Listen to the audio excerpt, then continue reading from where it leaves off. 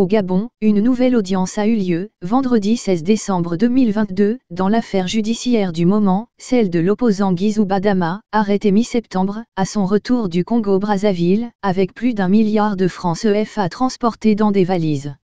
Le 25 octobre 2022, le tribunal correctionnel de Franceville avait rejeté les accusations de contrebande de marchandises et accusé l'opposant de blanchiment d'argent, demandant une reprise de l'enquête. Les avocats de Guizou Badama et le parquet avaient fait appel. Vendredi 16 décembre 2022, devant la Cour d'appel judiciaire de Franceville, le ministère public a demandé qu'on retourne en arrière et qu'on requalifie les faits, à nouveau, en détention irrégulière de marchandises prohibées et contrebande. L'affaire a été mise en délibéré au 23 décembre 2022. En attendant, les avocats de Guizouba estiment que le dossier est vide. Pour Maître Lubin Toutoum, il fallait redéfinir la notion de marchandise, savoir si l'argent est une marchandise, et il nous a fallu tout simplement regarder les dispositions du Code communautaire des douanes. Nous nous sommes attelés à démontrer que l'argent, dans le cadre qui nous occupe, n'est pas à considérer comme étant une marchandise. S'il n'y a pas marchandise, il n'y a donc pas importation puisque l'importation ne peut pas s'étendre dans la zone communautaire, dans la zone CEMAC, Communauté économique et monétaire de l'Afrique centrale, du Gabon au Congo. Il n'y a pas d'importation possible, et s'il n'y a pas d'importation, il n'y a donc pas de marchandises et donc il n'y a pas contrebande, il n'y aurait donc pas aussi la détention irrégulière de marchandises prohibées. C'est ce que nous avons fait comme démonstration devant la Cour. Véritablement, dit encore l'avocat, il y a un problème à dire réellement ce qu'on reproche à notre client et on ne peut pas avoir de meilleures preuves que ce qu'il y a finalement inexistence d'infraction.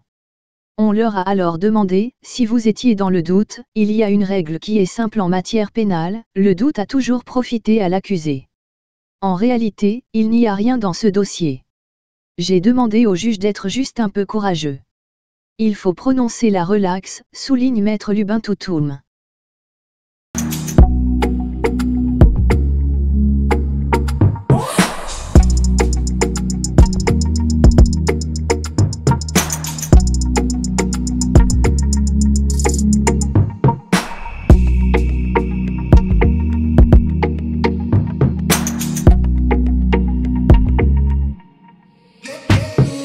Le 17 septembre dernier, l'ex-président de l'Assemblée nationale du Gabon avait été arrêté en possession de 3 valises négligemment disposées à l'arrière de son pick-up contenant 1,19 milliard de francs CFA en coupure de 10 000 francs CFA à la frontière congolo-gabonaise. Devant le tribunal de Franceville fin octobre, celui-ci avait affirmé que l'argent provenait de la vente d'un de ses terrains à Pointe-Noire où il se rend régulièrement. La réalité est sensiblement différente. Comme le révèle dans ses colonnes le site d'information Africa Intelligence, c'est une toute autre piste qui est privilégiée par les enquêteurs. Leur enquête mène indirectement au palais du peuple congolais. Les enquêteurs s'intéressent aux liens entre Zubadama et le patron de la sécurité rapproché du président Denis Sassou Nguesso, le colonel Guy Pella. Ce dernier est un Mboshi originaire de la ville de Bunji, l'endroit même où Zubadama affirme avoir conclu la transaction de sa propriété de Pointe-Noire. Les deux hommes se connaissent bien et ont un temps cherché à coaliser une opposition face à Ali Bongo, renseigne Africa Intelligence, qui rappelle que, par le passé, de nombreux opposants politiques gabonais à l'image de Jean Ping pour l'élection de 2016 sont en effet venus chercher un parrainage et un soutien financier auprès de Denis Sassou Nguesso.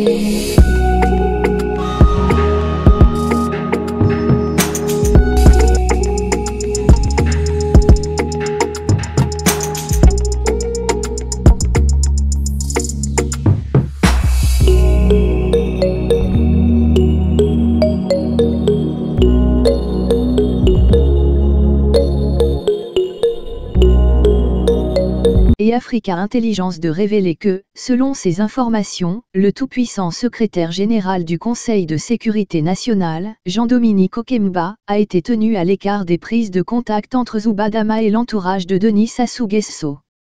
Or le maître espion contrôle le service des douanes congolaises qui ont repéré l'opposant, mais l'ont laissé se jeter dans les filets de la douane gabonaise.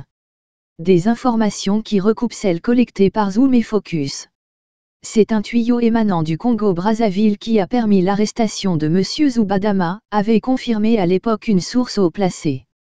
C'est précisément la raison pour laquelle les douaniers gabonais, renforcés par des éléments de la gendarmerie, étaient prépositionnés ce jour-là au bon endroit, le 17 septembre 2022. Il ne s'agissait donc pas d'un traquenard mais bel et bien d'une opération de police sur la base d'un renseignement fiable compte tenu de l'identité de l'indicateur, souligne cette source. À l'époque, des défenseurs de Guy Zubadama avaient tenté de présenter son arrestation comme étant un traquenard monté par les services gabonais pour l'écarter de la course à la présidentielle. Veuillez vous abonner à votre chaîne YouTube Zoom et Focus, pour être le premier à recevoir nos nouvelles vidéos. Merci.